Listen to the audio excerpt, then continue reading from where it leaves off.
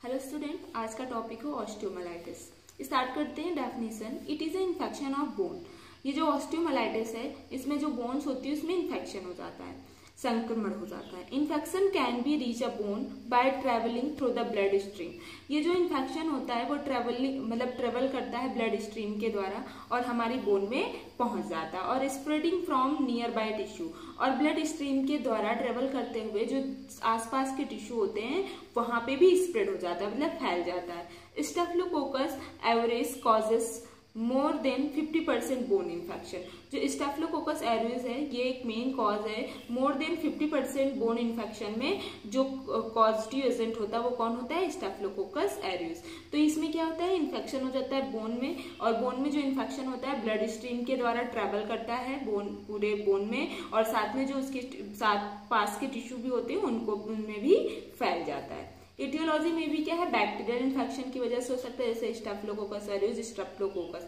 Viral infection की वजह से भी हो सकता है और फंगल इन्फेक्शन की वजह से भी ऑस्टियोमाइलाइटिस हो सकता है। उसके बाद टाइप्स क्या है? मेनली इसके 2 टाइप्स हैं, एक्यूट ऑस्टियोमाइलाइटिस और क्रॉनिक ऑस्टियोमाइलाइटिस। एक्यूट में क्या होता है? It occurs as a result of haematogenous spread from a distant focus such as the umbilicus, skin और थ्रोट। जो एक्यूट ऑस्टियोमाइलाइटिस होता है ये मेनली हिमेटोजीनस स्प्रेड होता है, मतलब ब्लड के द्वारा फैलता है। फ्रॉम द डिस्टिंक्ट फोकस, मतलब कुछ पार्टों में, जैसे अम्बिलिकस द्वारा, स्किन द्वारा और थ्रोट द्वारा फैलता है। ठीक है। उसका जो क्रॉनिक ऑस्टियोमाइलाइटिस होता है develops due to inadequate treatment of acute osteomyelitis.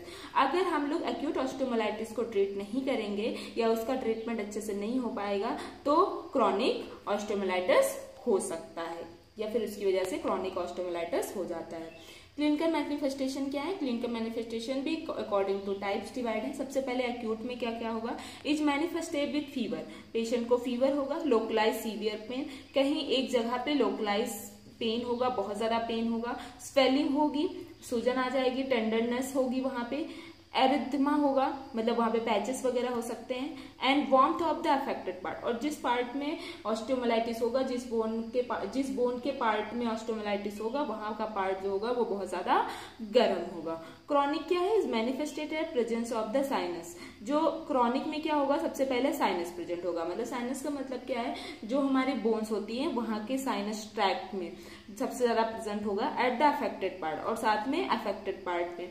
Discharging sinus is fixed with underlying bone. मतलब जितने भी जो साइनस होते हैं जो वो डिस्चार्ज करना स्टार्ट हो जाएंगे जो बोन के अंदर फिक्स्ड होते हैं। नियर बाय ज्वाइंट में become stiff due to secondary arthritis. और इसमें क्या होगा? जो ज्वाइंट्स वगैरह होंगे वो बहुत ज्यादा स्टिफ हो जाएंगे, बहुत ज्यादा मतलब टाइट हो जाएंगे, या वहां पे स्वेलिंग आ जाएगी, वहां पे पेन होगा, क्योंकि हो सकता है अगर secondary arthritis, due to secondary अगर पेशेंट को अर्थराइटिस वगैरह है तो उसको क्रॉनिक ऑस्टियोमाइलाइटिस हो सकता है।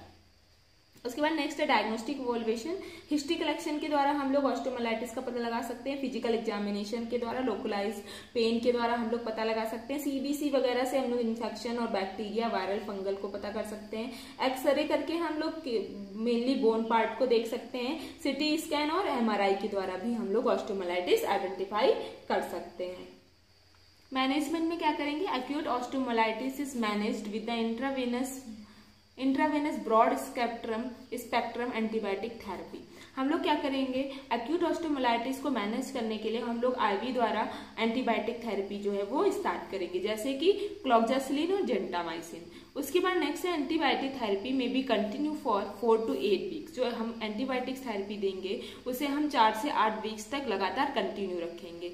Selection of antibiotics depend upon culture and sensitivity report. और जो एंटीबायोटिक्स का सिलेक्शन होगा वो कल्चर और सेंसिटिविटी रिपोर्ट पर डिपेंड होगा। मतलब टाइप्स ऑफ बैक्टीरिया, फंगल और वायरल पे डिपेंड होगा। मतलब टाइप ऑफ बैक्टीरिया पे डिपेंड होगा कि वो ग्राम नेगेटिव बैक्टीरिया है कि ग्राम पॉजिटिव बैक्टीरिया, उसके अकॉर्डिंग ही हम लोग उसको एंटीबायोटिक्स प्रोवाइड कराएंगे।